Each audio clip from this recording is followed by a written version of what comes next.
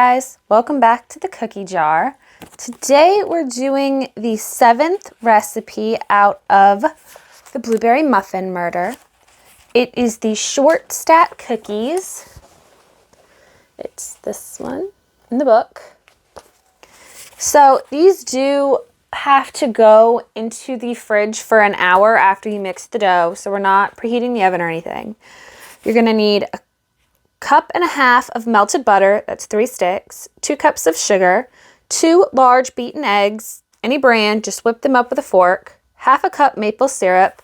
It's got the little stars and it says to measure maple syrup, first spray the inside of a measuring cup with Pam so that the syrup won't stick to the sides of the cup. This actually does work with like a lot of things like molasses and honey as well. 4 teaspoons of baking soda, 1 teaspoon of salt, 1 teaspoon of vanilla, 4 cups of flour not sifted, and half a cup of white sugar for coating the dough balls. We're going to get them mixed up and chilled before we worry about preheating the oven or anything like that. So everything's laid out in the kitchen. Let's get in there and get started. And here's everything in the ingredients listed out. So we've got our melted butter in the stand mixer, and to this we're adding the 2 cups of sugar. And we're just going to let that mix.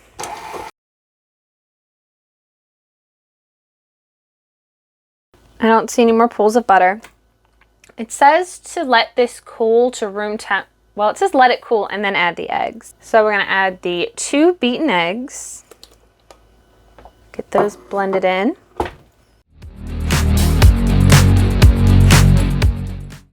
And now it wants us to add the half a cup of maple syrup.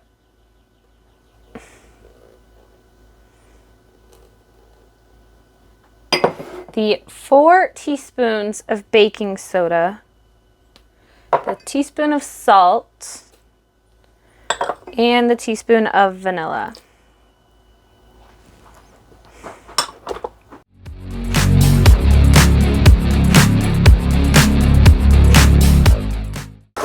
It smells like pancakes.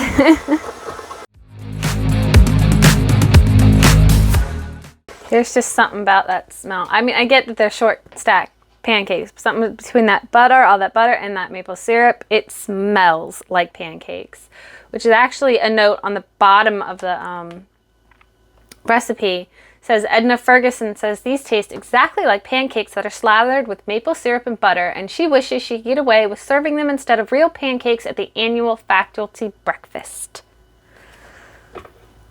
So.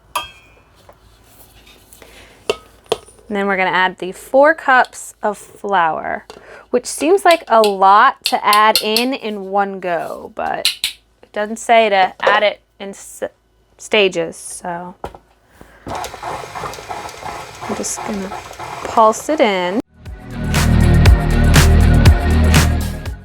That looks good. Now it does say that you can chill this for only an hour, or up to overnight. Obviously, I'm not going to let it sit that long for the sake of impatience and filming, but it is an option, especially if you want to bake them the day of, but you don't want to spend that much time making the dough and all of it. I'm just going to give this a little scoop around, making sure there's all the flour on top gets knocked in and mixed up.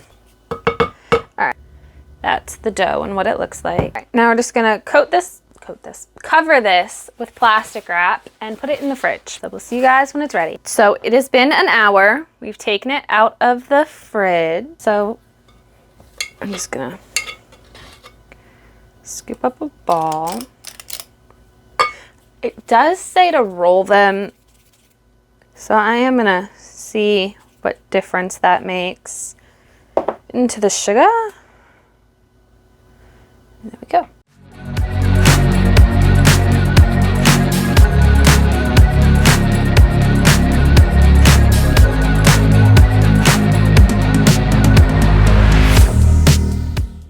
Right now, we're just going to push them down a little bit.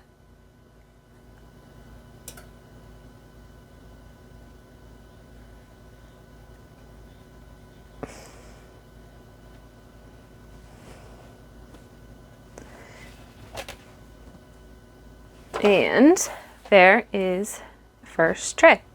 So I'm just gonna scoop and roll the rest of these and we'll see how many we get. All right, so we have finished scooping and rolling. We have 79 cookies out of this batch. They're gonna go in the oven at 350 for 10 to 12 minutes or until they're nicely browned. It does say to let them sit on the trays for no more than 1 minute and then remove them to wire racks. So we are finally done baking. We got all 79. It does look like a lot. So here's the final cookie. These are really good. It does taste like a pancake. Like even the mouth feel leaves you feeling like you just ate a giant fork full of pancake. These are really, really good.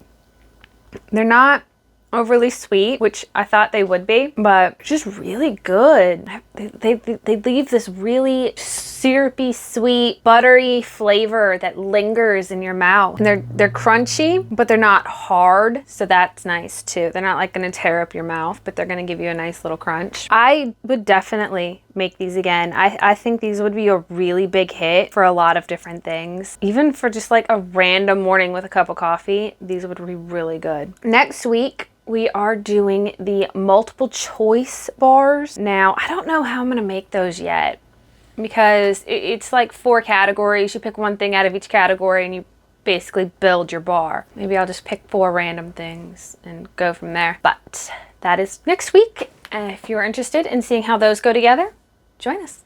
Bye guys.